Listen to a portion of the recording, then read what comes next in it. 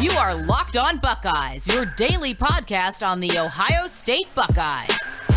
Part of the Locked On Podcast Network, your team every day.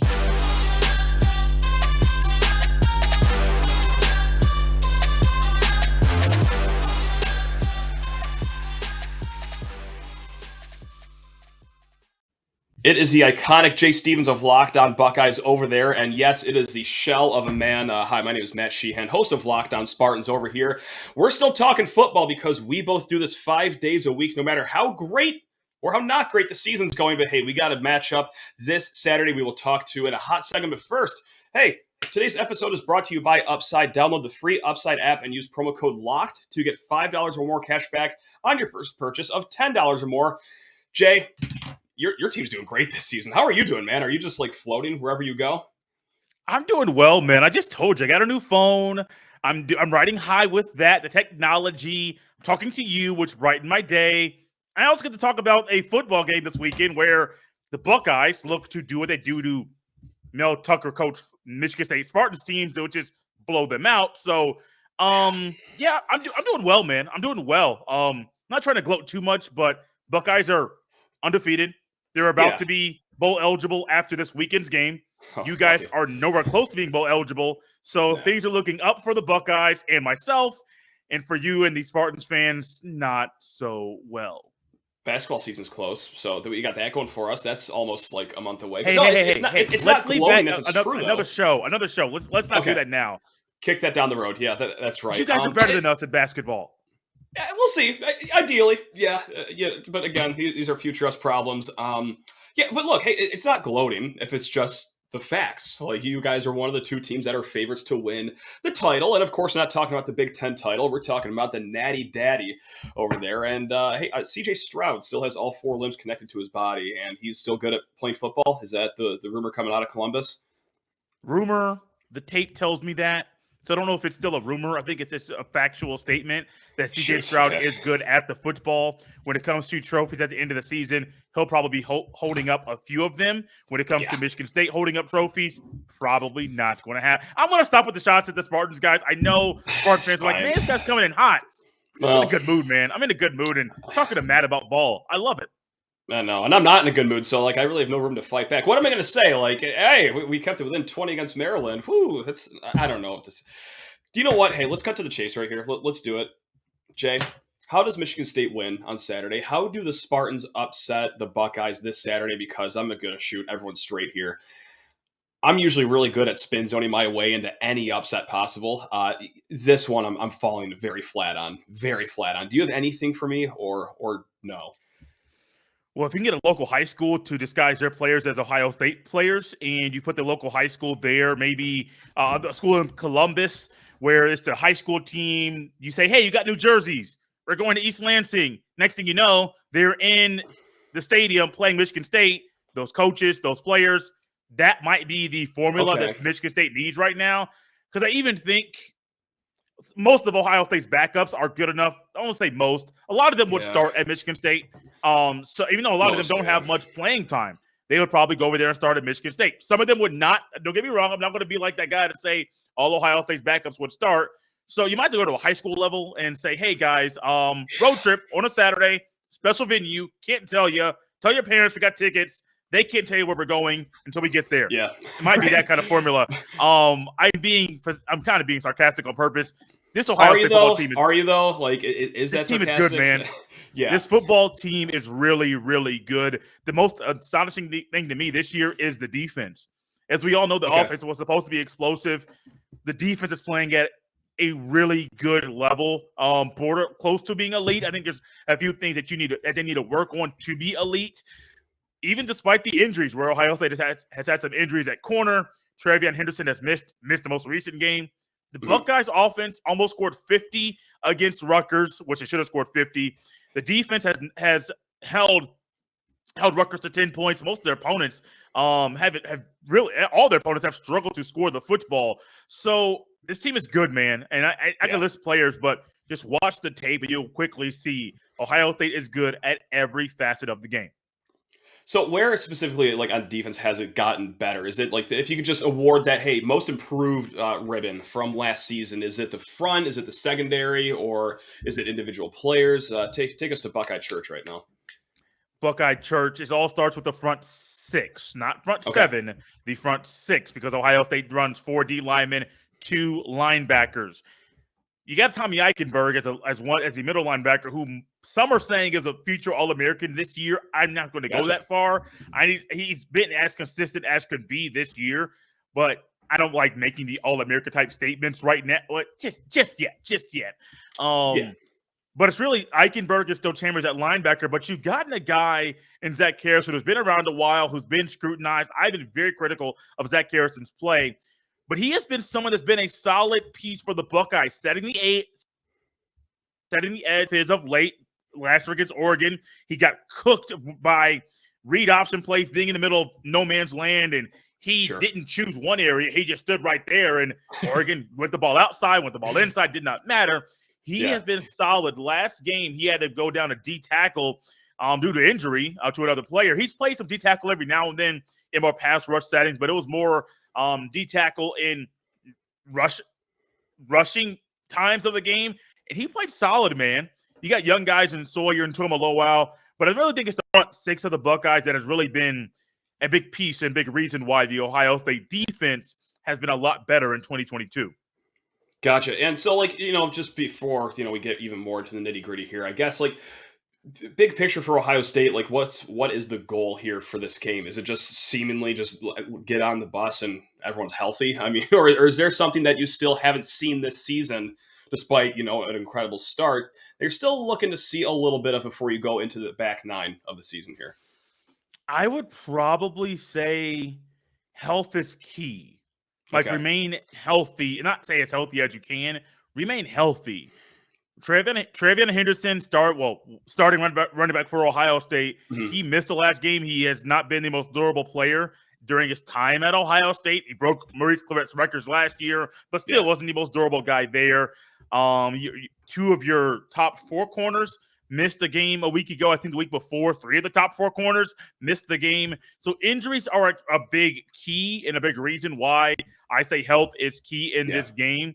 There's another player who's a backup who was going to get more of a bigger role in this year's defense, but injuries have set him back as well. So honestly, I think health is key in this game to me, because if you come out of this game, even if you win by 45 or 50 points, but you're down an O-lineman, you're down a linebacker, you're down a safety, this is not good.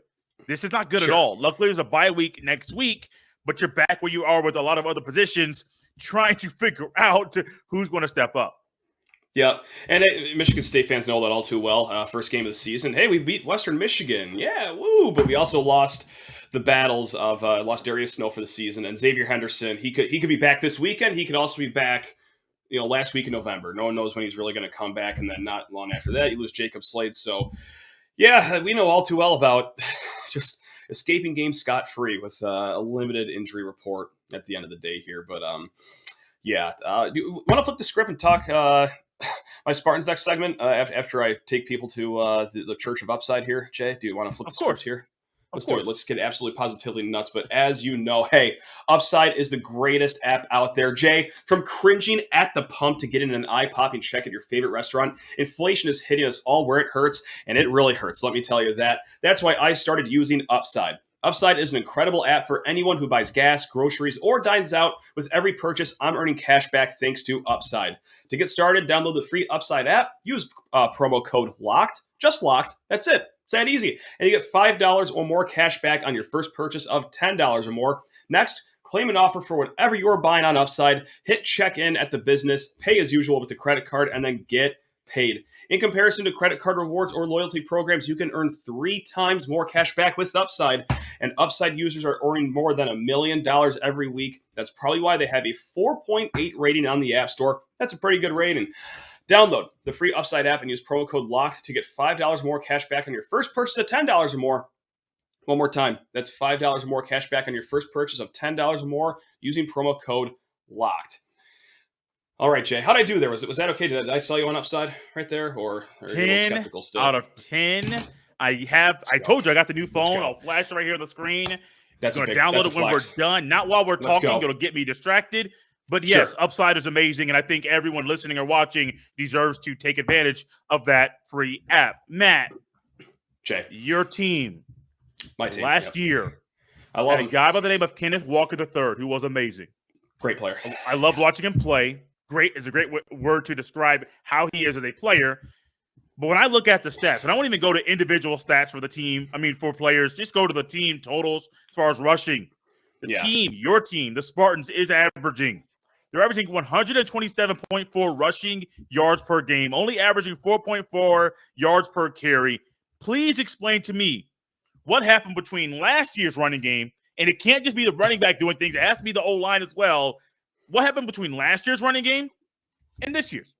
It is one guy. It is Kenneth Walker, 100%. And last year, he earned the nickname very early in the season of the Racer, because whenever the offensive line made a mistake or had an error, okay, Kenneth Walker's taking that 2-yard loss up to a 16-yard gain. Like, this guy can burn and turn, make people hit the Cupid shuffle behind the line of scrimmage and just clown them. And that's why, like, you know how the Oscars, like, they'll do Lifetime Achievement Awards, they'll give an award. So the Heisman Committee needs to give a Lifetime Achievement Award to Kenneth Walker, because he's the greatest football player to ever play the game, apparently, because he's the difference from what happened last year to this year, seemingly. The offensive line this year, look, that goes without saying that it's been really, really underwhelming is the great way to put it here. And look, there's injuries all over MSU's roster. The offensive line's not one of them, though. And that's the issue here. It's like, this is the offensive line as good as it gets right here, and we still can't open the holes. Well, that's not all game you can't open the holes. Sometimes, once every blue moon, a hole is open. Jay, our running backs just don't hit the holes when they are open. It is a calamity of a run game right now. We have Jalen Berger, transfer from Wisconsin. It's been okay. Jarek Broussard, he was a Pac-12 Offensive Player of the Year 2 years ago. Really struggling so far this season. So now we have Eli Collins. He was our third running back to start the season, and now I think he's going to be the second-string guy, and maybe even coming out of this game as the lead back now, because we're just trying to find literally anything. I think you said it was like 4.4 yards per carry or something like that for MSU. That doesn't tell the whole story, because they did really well in the first week against Western Michigan, and then pretty well in the second week against Akron. Since then, when you've played big boy teams like Washington, Minnesota, and Maryland, and that's really thrown around the word big boy teams loosely, getting absolutely nowhere on the ground. And so, yeah, it's not good. And that's unfortunately just one of the long list of problems that we have so far this year. And I hate to do this episode for like the 100th day in a row where I'm just negative Nancy, but like, I'm also not going to sugarcoat anything and like paint a rainbow when going on outside as a Category 3 hurricane. Like, no, it ain't good here. Yeah, so that's the run game issue right there. Is Kenneth Walker is, in hindsight, the greatest player I'll ever see in college football, bar none. Being the greatest player you'll ever see in college football, ever, bar none, can also get a man paid. Because I do believe Mel Tucker and his agent, I normally know his agent's name off the top of my head. I forget it right now. Jimmy Sexton, I think. Yeah. Yes, Mr. Sexton. Mr. Sexton got Mel Tucker paid. So I think the Sexton and Walker III kind of law firm need to like work for us to help us get the bag as well. Because Mel Tucker got paid, and he needs to really give some credit to his running back from last year, transfer, because that young man helped Mel Tucker get paid, because I don't think he's really coaching like he earned and really deserves that contract. Yeah, so here's how I'll put it right now, is that right now Kenneth Walker gets $50 million of that contract. And every year going forward, because it's a 10-year extension, we get to decide if $5 more million goes to Kenneth Walker or $5 million gets paid back to Mel Tucker. Like, that's how we're going to do it. We're going to start in the middle. Okay, the guys are going to split the $100 million evenly. And then we'll just see how it goes in the next 2, 5, 8 years of the Mel Tucker era right now. But yeah, does that extension happen without Kenneth Walker? It probably doesn't. It absolutely probably doesn't. With that said, though, I'm still very hopeful for the future of the Mel Tucker era, which I know sounds probably ridiculous, especially if you're from the outside looking in. And hey, even for Michigan State fans, there's a good contingent that would agree with the fact that, this was a crazy extension and it's not going to work out here. Point blank, look, Jay, you and Buckeye fans know as good as anyone in the country what makes a good football team. It's recruiting.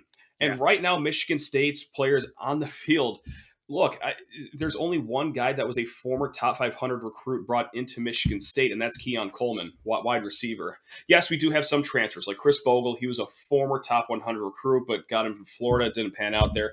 Any way you slice it up, even if you do want to add those guys, still not nearly enough actual talent on the field. And how do you get out of that? Recruiting. I don't think there's anyone better to recruit for Michigan State than Mel Tucker. Right now, got a class, 14 kids, 10 4-stars. Okay, that is already a historical class for Michigan State. And if he can keep that class together in a season where you're probably not going to go to a bowl game, and if you do go to a bowl game, it's like the Quick Lane Bowl or the Duke's Mayo Bowl. If you could get double-digit 4-stars to your program coming off that, you actually are worth all $95 million because you can recruit. You are an amazing recruiter if you can do that, especially with the schools that you're going up against for some of these recruits. So, yes, it's very easy to do the whole, hey, Kenneth Walker should get paid thing. And hey, look, I'll entertain that conversation right now too. But long term, I'm still hopeful. So that's we'll see how much of that $50 million he's going to give to Kenneth Walker. He could chip back here for some back pay. So yeah, that's kind of my my State of the Union address on the Mel Tucker contract extension right there. That's I don't want to. I know it's trying to be funny and goofy and sarcastic, all that kind of stuff. I do think Mel Tucker. Yeah, I do think Mel Tucker is a good coach. I think that you have to give him some time. I think last year was a flash at what he can do at his best. I don't know what his low point is, and I don't know where that middle level is, or like let's say if like 11 wins is like amazing. Maybe he could be 8 or 9 or 10 consistently, 10 being the high mark, but more 8 or 9 win kind of guy. I don't know. Yeah. I know it's tough when you're playing in the Eastern Division, Eastern portion of the Big Ten with Michigan, Ohio State, and Penn State every year. You don't expect to get beat by Maryland, but that happened as well. And so you're in a tough part of the conference. So those things are going to happen. Recruiting is key, and I do think Mel Tucker can win over the hearts of moms and dads everywhere on the recruiting trail, as you alluded to. Was it you say 10 4-star kids? Yeah, 10 4-stars right now in the class so far. I get that. I like it's a step in the right direction. He hasn't been there very long. So I can't be like, oh, well, he's been there for 10 years. No, he just got there. He's having a cup of coffee. I'll personally give him some time to do that. What about Peyton Thorne? And I know the numbers say thing, but I also have saw that the offensive line is struggling to block players. And so I'm putting all that in one group. I have one thing about the defense here in a second, but I'm really curious about Peyton Thorne because if he doesn't have time, forget who's on the outside. He's going to be on his back more than he's doing the football. So I know he's talented. I know he can get the ball out. We've seen him do some good things.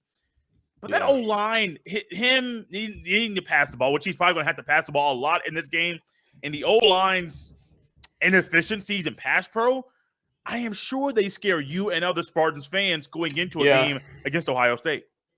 So it's that, but also too, hey, let's just talk about the guy we just got done talking about, in Kenneth Walker, because last year, Kenneth Walker did wonders for the offense, not just when he had the ball in his hands, but when you fake putting the ball in his hands, a little bit of play action for you. And Peyton Thorne thrived there last year. So I think he is missing that aspect of last year as well, that teams would be so committed to try and stop Kenneth Walker on the run that opened up the passing game greatly.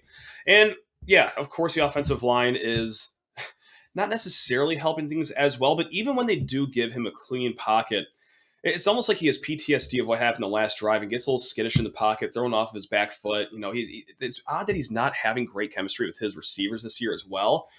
And it's also up and down too, because last week against Maryland, his first half, he looked great for the first, 28 minutes of game action. And then he almost had a pick six, should have been a pick six, honestly, at the end of the half, and then never really got it going in the second half. And whenever he's at Spartan Stadium, oddly enough too, he hasn't been good all year, really. Like Western Michigan, 4 touchdown passes, but he still only had a 50% completion rate. Akron, you actually hope for a little more from that. And then, the Minnesota game, it was another game that was over, before 10 minutes of game time even ran off the clock, and the offense just could never, ever find their footing. So, look, I was a huge Peyton Thorne supporter, like massive. Still am. I still, like the kid and everything like that. But wow, I would be a clown to say that, a little bit more was to be expected of his season so far. So we'll we'll see what happens here. We'll see if he gets benched in the second half if he gets bad enough. So that's it's on the table. It's on the table. So yeah, here we are.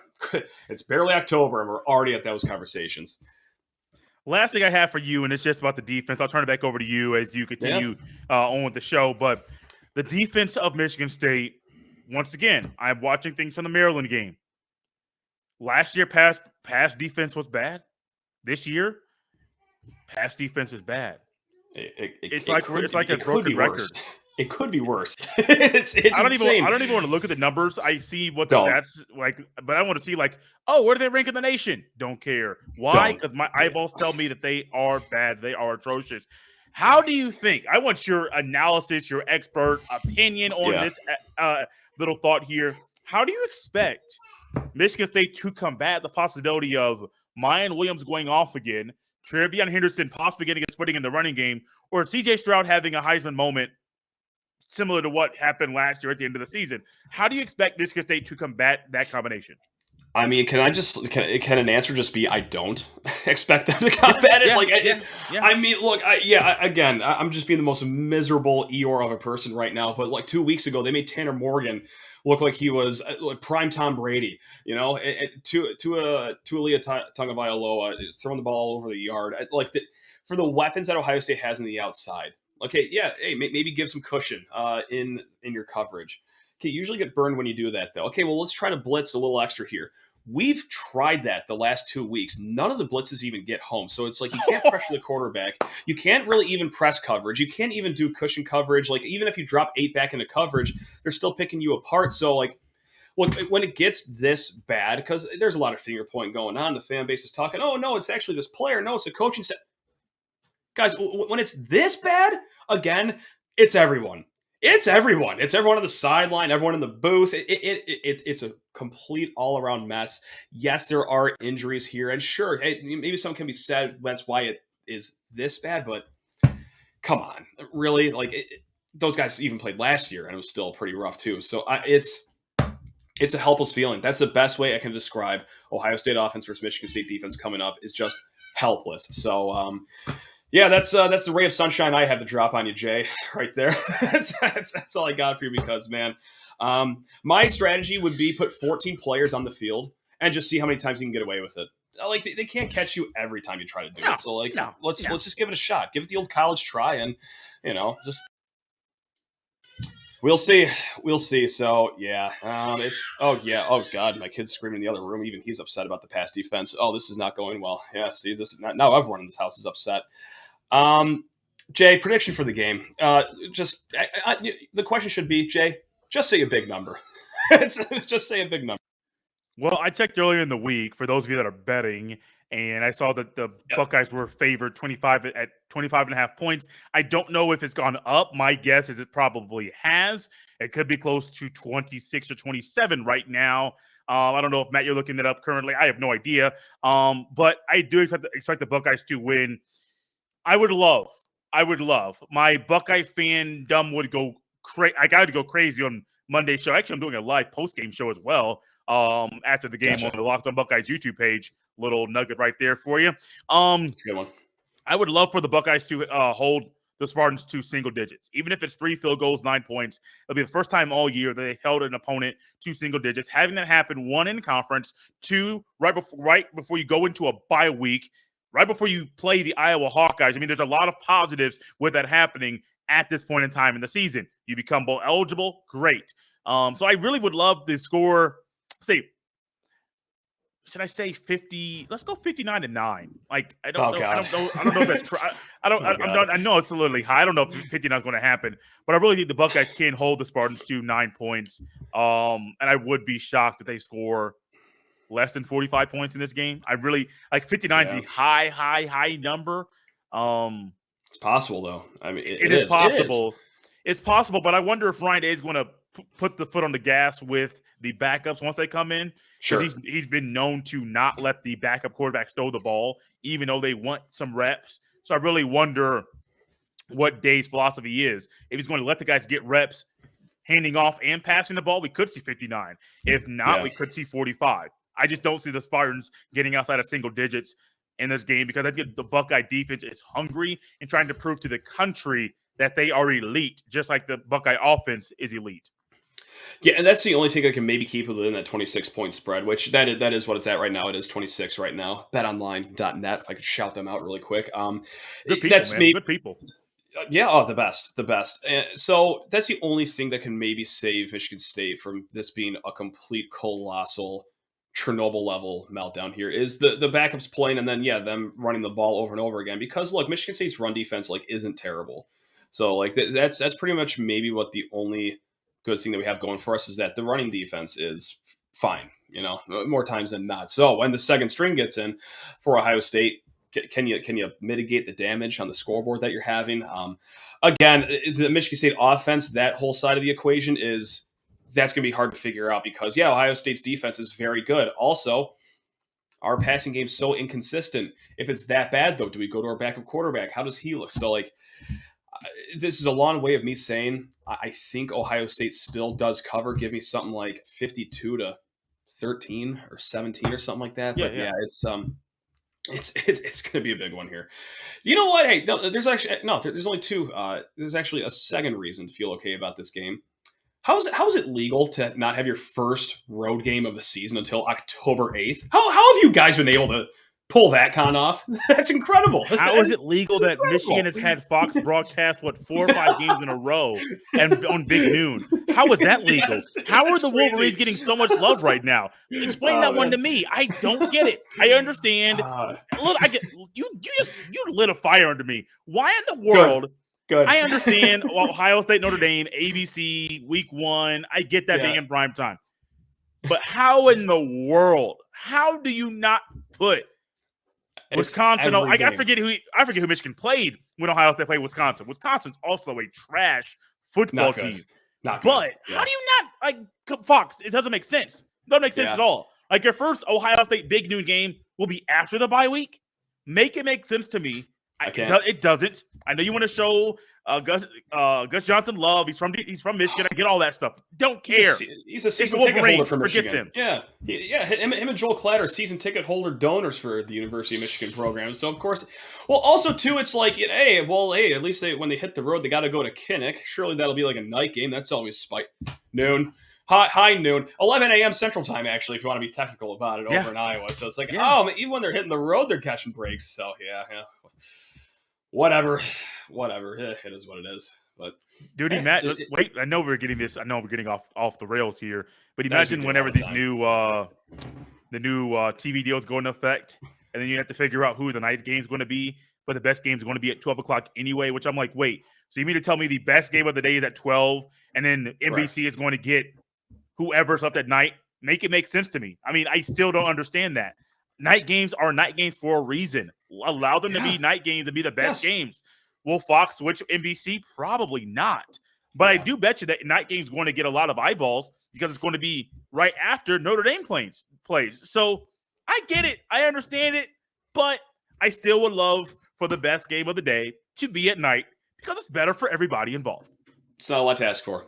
I didn't think so, at least. I don't think it's a lot to ask for. So there you have it. So, well, this game's at 4 p.m. Saturday, ABC for the whole nation to see, which I'm just tickled pink about. I would have put this on C-SPAN 8 if it was up to me. But here we are, ABC, 4 p.m. Jay, as always, man, a complete pleasure talking to not just the great host of Locked On Buckeyes, but the golden voice of the Locked On Podcast Network. Just, you're the best, Jay. You're the absolute best.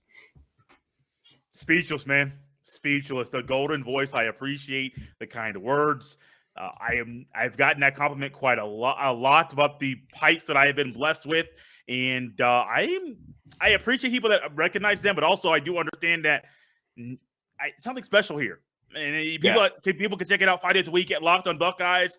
The pipes that he's talking about, they're right there on the YouTube. Check out Locked On Buckeyes 5 days a week, just like Locked On Spartans. Check them out 5 days a week, and check the shows out. They're pretty good.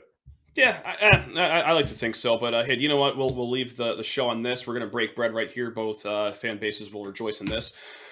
Screw Michigan. All right, everyone, enjoy the rest of your week. Love you all. Bang.